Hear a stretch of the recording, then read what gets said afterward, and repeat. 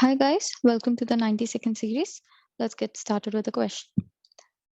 A 30-year-old man presented with complaints of fever associated with chills from 3 days, was also complaining of burning, micturition, urine sent for cultures, and was started on trimethoprim, sulfamethoxazole. 4 days later, he came back with generalized weakness. He was a diabetic and is on metformin. On examination, patient had pallor and icterus. Vitals are stable otherwise. Per abdomen examination show mild splenomegaly. Peripheral blood smear pictures are seen here.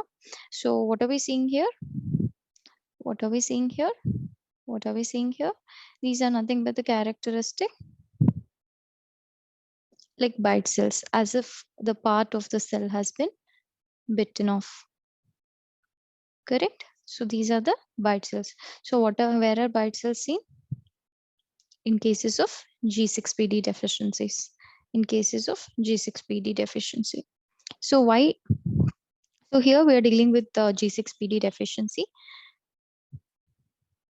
Identify the primary defect responsible for the pathophysiology of this in this patient. So the right option would be an RBC enzyme defect.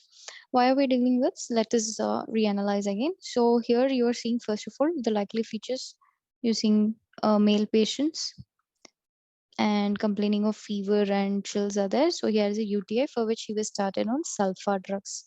For which he was started on sulfa drugs. That's the main thing.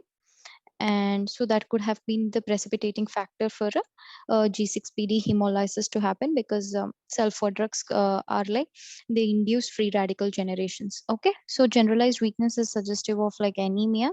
Examination wise, patient had pallor, and icterus is there because there is hemolysis going on. Both intravascular and extravascular hemolysis is going on, so patient develops icterus as well. And because the same hemolysis is going on, for the same reason he develops a spleen.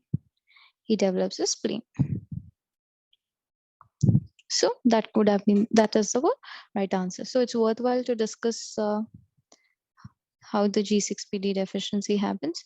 So basically oxygen is converted into free radicals of oxygen.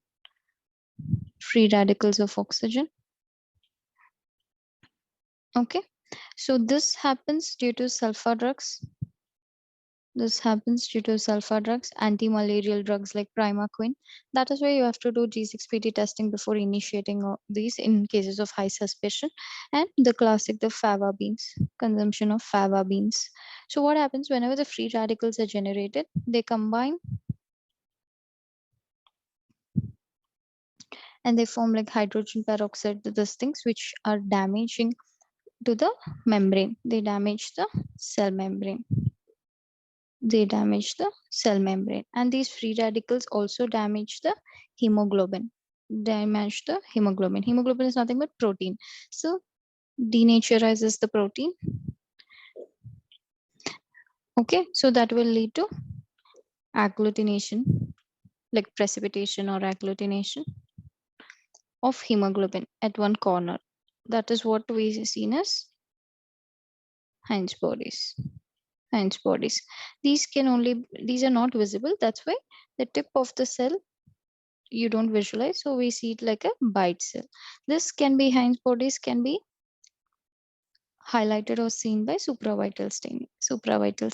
So in that way you can visualize this. Okay, so what happens? These free radicals have to be broken down into water. Okay, so what do you want to do there? For that we need somebody who donates the hydrogen ions. Okay, so the glutathione has to do this. Glutathione in the reduced form donates the H radicals, and this is happening by glutathione peroxidase. It breaks down the free radicals. So then this becomes an oxidized glutathione.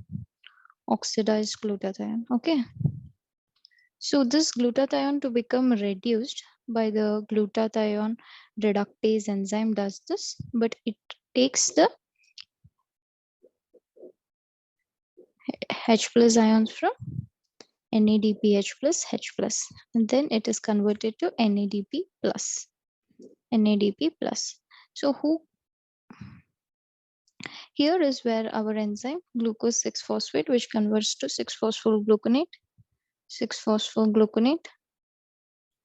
And this is what is characterized by G6PD enzyme.